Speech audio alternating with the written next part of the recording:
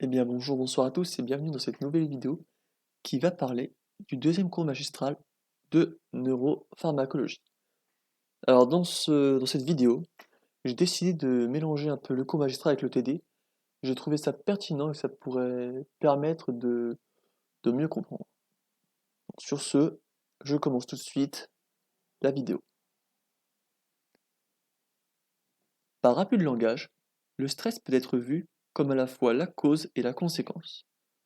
Ainsi, pour bien distinguer les différentes étapes, nous pouvons utiliser le moyen mnémotechnique 3S égale un arc. 3S pour stresseur, réaction au stresseur et état de stress.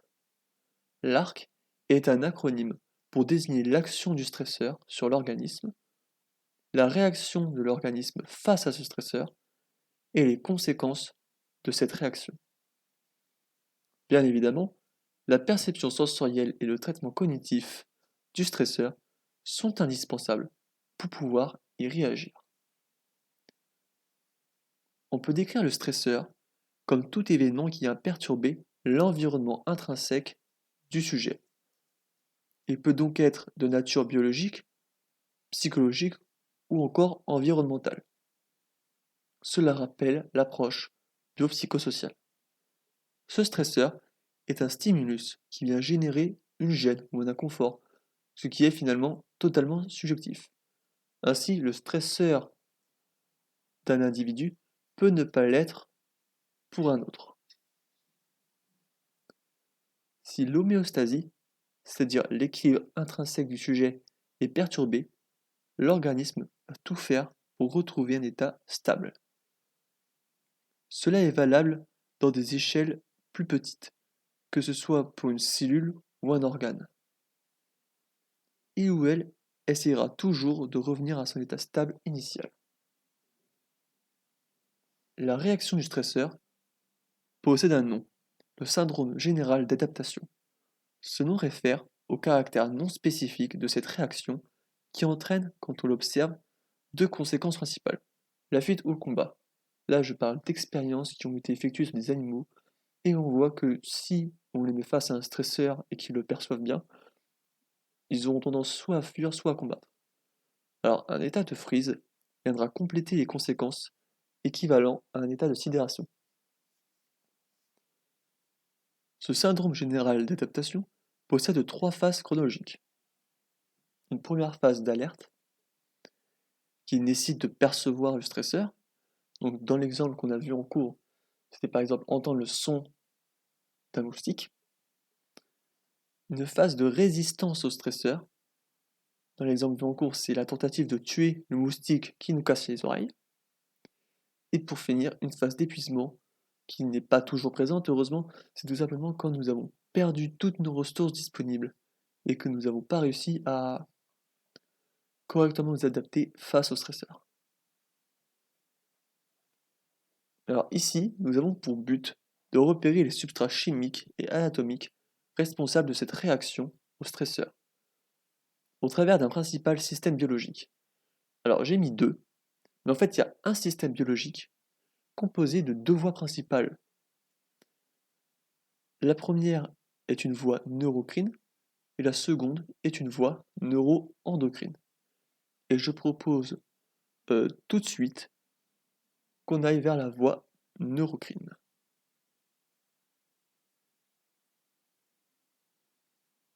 Là, j'ai fait un petit schéma. Donc la voie neurocrine, c'est uniquement une voie qui utilise exclusivement le système nerveux, donc les flèches en bleu.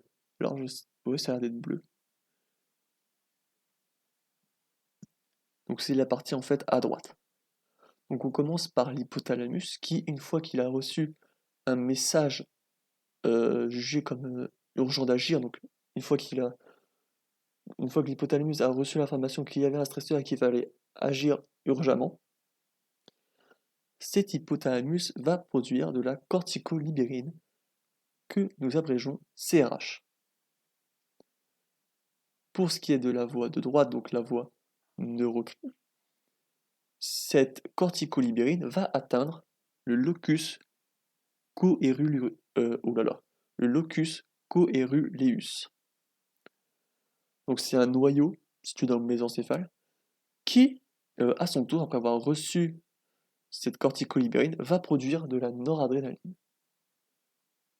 Cette noradrénaline qui va permettre d'éveiller les zones corticales, sous-corticales et aller jusque dans la moelle épinière, va activer les nerfs terminaux sympathiques. Ces nerfs terminaux, qui sont reliés aux organes, vont à leur tour libérer de la noradrénaline en direction de ces organes-là, enfin des différents organes de notre corps, dont, nous le verrons après, les glandes surrénales. Très important pour le système. Pour ce qui est maintenant de la voie neuro-endocrine. Neuro-endocrine car on n'utilise pas que le système nerveux, on utilise aussi le système sanguin dans cette voie. Donc on a toujours l'hypothalamus qui va toujours produire de la corticolibérine, mais ce coup-là, ça va atteindre également l'hypophyse, donc auquel il est relié directement. L'hypophyse, elle, va faire son travail qui est tout simplement de produire des hormones très diverses. Donc là, en état d'urgence, l'hypophyse va créer énormément d'hormones pour tout type d'organes en fait. Et donc parmi ces hormones, il va y avoir l'hormone adrénocorticotrope qui va être libérée, donc abrégée ACTH. Cette hormone a pour but d'atteindre les glandes surrénales et de permettre la création de cortisol. Pour ce qui est de la première voie, la voie neurocrine, les nerfs terminosympathiques vont libérer de la noradrénaline pour les glandes surrénales. Attention, il faut toujours qu'il y ait un récepteur pour pouvoir effectuer le message, entre guillemets. Et les glandes surrénales vont, par le message des nerfs terminaux sympathiques, créer de l'adrénaline. Ainsi, la noradrénaline des nerfs terminaux sympathiques, le cortisol et l'adrénaline produites par les glandes surrénales et distribuées à travers le système sanguin vont permettre de créer des effets excitateurs ou inhibiteurs sur la cible aux différents organes de notre corps. Donc, par exemple, ça va pouvoir exciter notamment le cœur, donc les poumons, donc on va respirer plus intensément, augmentation de la pression artérielle, et aussi inhibiteur pour certains organes, notamment ceux participant au système digestif, qui eux vont être ralentis. Créons ainsi le syndrome général d'adaptation. Ce qu'il faut noter dans ce petit schéma, c'est que la voie neuroendocrine ne s'arrête pas là, car le cortisol a une rétroactivité. C'est-à-dire que une fois distribué dans le sang,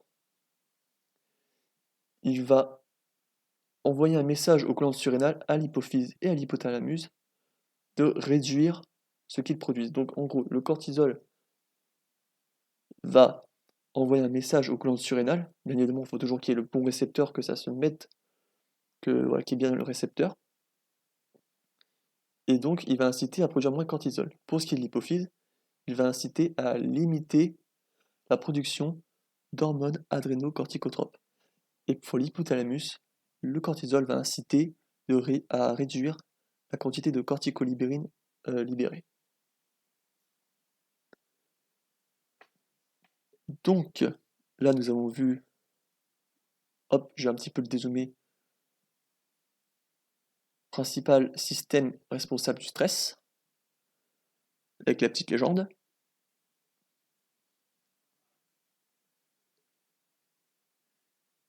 Et je voulais juste faire un petit rappel avant de continuer, c'est qu'un neuromédiateur et une hormone sont différenciés selon le chemin que la molécule utilise. Ainsi, de l'adrénaline qui transmet une information d'un neurone à l'autre est appelée neuromédiateur, alors que si elle est libérée dans le sang, comme pour les glandes surrénales libèrent dans le sang l'adrénaline et le cortisol, on désignera dans ce cas l'adrénaline comme une hormone. Donc tout dépend quel est son chemin, tout simplement. Alors pour ce qui est de ce système responsable du stress, nous pouvons agir dessus grâce à différents types de molécules. On a déjà le propranolol. Le propranolol, c'est un bêta-bloquant. Ça signifie qu'il va venir empêcher, notamment là, lorsqu'il s'agit de tension cardiaque, donc lorsque le cœur est trop activé, il va empêcher l'adrénaline et la noradrénaline de trop venir exciter le cœur. Il va bloquer, euh, il va venir bloquer les récepteurs. Donc on a dit que le propranolol est un anti-bloquant, un anti... Attendez. Le propranolol est un antagoniste aux molécules d'adrénaline et de noradrénaline, car il va venir bloquer leurs récepteurs et les empêcher d'agir sur le cœur, de trop agir du moins. Donc oui, le propranolol est ce qu'on appelle un bêta-bloquant. On a ensuite les benzodiazépines. Alors là, c'est quand on s'intéresse uniquement à une tension psychique, donc vraiment au niveau cérébral. Et donc là, on est obligé de faire un petit retour au cours de L1. Où en fait, le but des benzodiazépines, c'est tout simplement d'aider à l'homéostasie des neurones. En cas de stress, cette homéostasie est mise en jeu au sens où, comme vous pouvez le voir ici, elle risque en fait d'être toujours trop activée et c'est ce qui crée cette tension. Si tous les neurones sont toujours dans un état d'excitation, voilà, on est en tension psychique. Et les benzodiazépines vont permettre de revenir au petit schéma du dessous, donc de permettre de conserver un état stable. Alors je rappelle juste que pour transmettre le message, le neurone déjà se dépolarise, c'est-à-dire que des ions positifs entrent dans la cellule, donc notamment des ions sodium, représentés ici par Na+, et qu'il y a une phase de dépolarisation et d'hyperpolarisation avant de revenir à l'état stable, notamment en libérant des ions potassium du neurone. Donc là, autrement dit, on enlève des ions positifs, ce qui permet de diminuer la charge. En état de stress, souvent,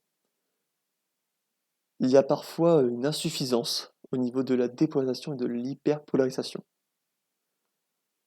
Et pour ce faire, nous avons les benzodiazépines qui sont considérées comme des anxiolytiques. Ces petits benzodiazépines ont le même effet que ce qu'on appelle le GABA. Voilà, donc c'est un effet en fait inhibiteur de l'activité des neurones. Et pour ce faire, les benzodiazépines, on va mettre une petite couleur, voilà, très joyeuse, pour permettre de,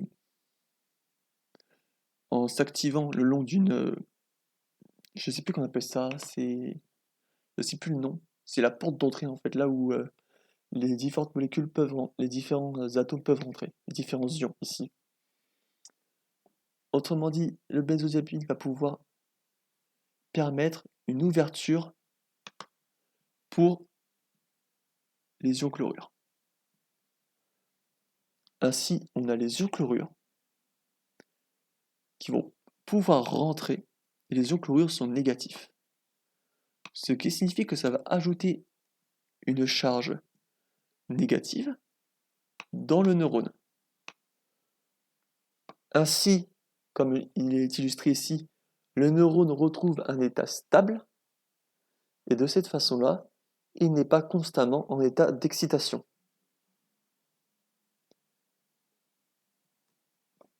Donc maintenant que nous avons vu le but, comment fonctionnaient les benzodiazépines, on peut passer au suivant, les ISRS. Alors les ISRS, c'est tout simplement des inhibiteurs spécifiques de la recapture de la sérotonine.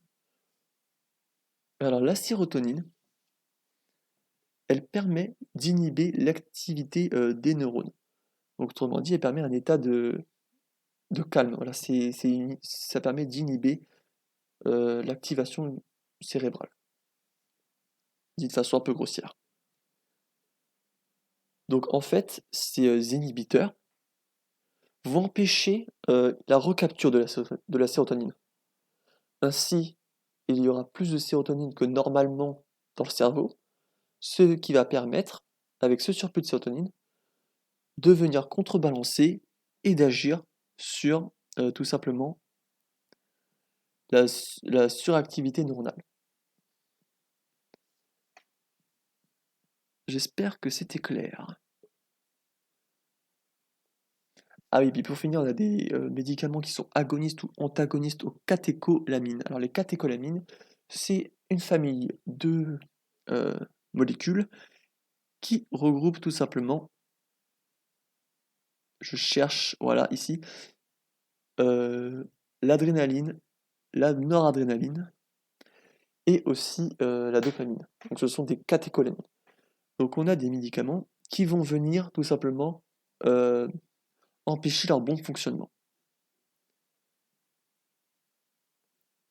Alors, on a donc souvent des agonistes inverses, ce qui signifie qu'on va ajouter une molécule qui va agir contrairement à l'adrénaline, ce qui va permettre de rééquilibrer en cas de surplus d'adrénaline.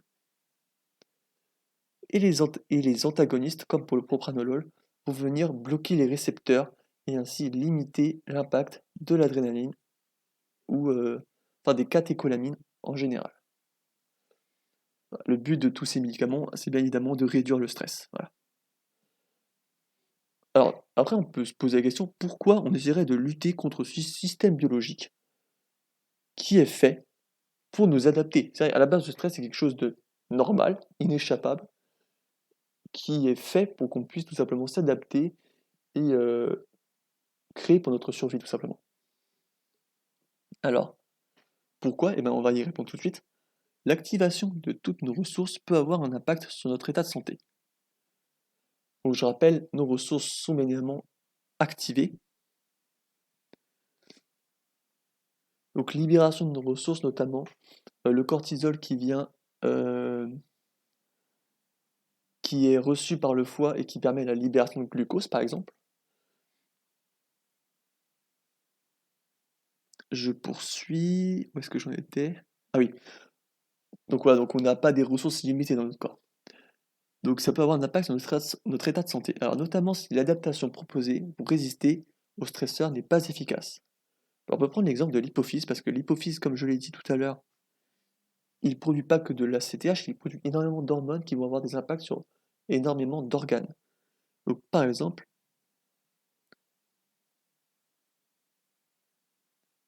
on a l'hypophyse qui va venir exciter les gonades. Mais est-ce que c'est utile, par exemple, face à un prédateur? Et un prédateur, on peut dire que c'est un stresseur quand même. Si tu es face à un ours, oui, tu vas stresser un petit peu. Des maladies peuvent apparaître en cas de stress chronique. Donc c'est-à-dire quand ce système est constamment en marche, quand il y a constamment production de cortisol, constamment la production de noradrénaline, d'adrénaline, quand ce système est toujours en marche, ça va inciter ou ça va augmenter les risques d'apparition de maladies. Le corps essaie dans cette situation de s'adapter constamment mais n'arrive pas à revenir à un état stable. Il peut y avoir diverses maladies osseuses ou autour des gonades par exemple. L'hyperactivité d'un système peut donc être associée à un risque délétère. Et c'est là qu'est tout le problème. Un système censé répondre à un problème, donc à un stresseur, donc censé nous aider, donc effet un peu potion, peut devenir un poison selon la dose ou la durée. La phase d'épuisement correspond au moment où nos ressources ont été épuisées. Il peut entraîner des pathologies si le système biologique a été désensibilisé, ou encore s'il se retrouve en incapacité de produire de nouvelles hormones ou neuromédiateurs. À force de toujours être en marche, par exemple, eh ben, il n'y a plus de noradrénaline qui peut être produit, ou d'ACTH, et forcément la suite du système est corrompue tout simplement.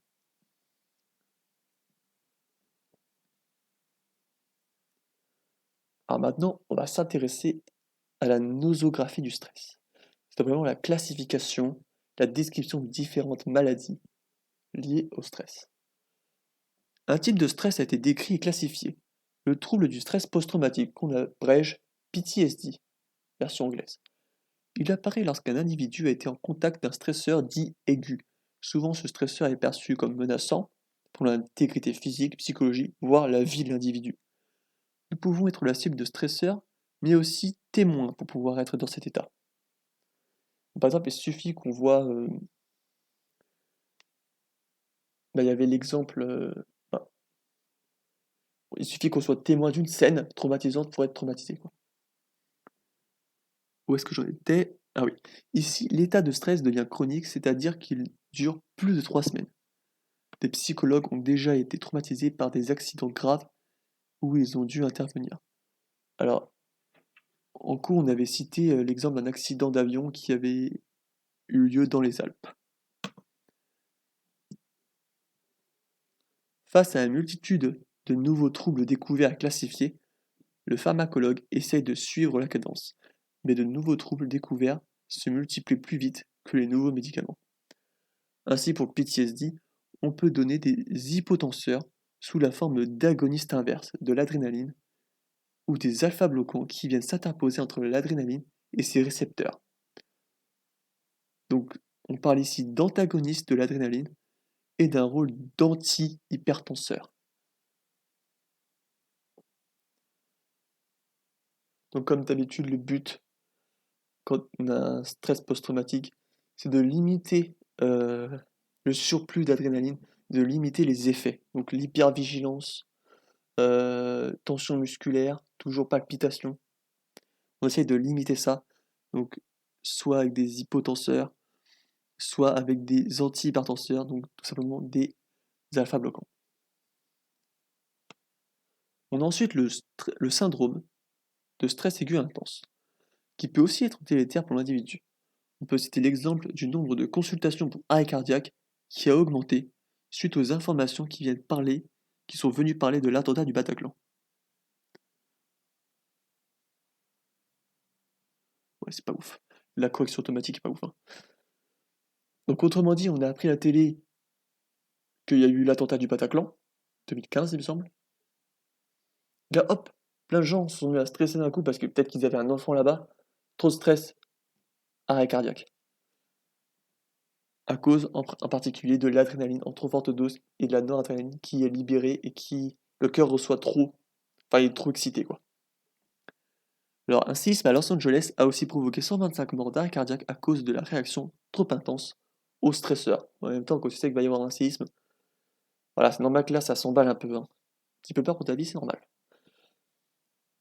Le stress répété peut aussi être délétère, voire fatal pour l'individu. On pense notamment au burn-out ou encore au syndrome de Karoshi qui provoque une mort subite suite à un surplus de travail.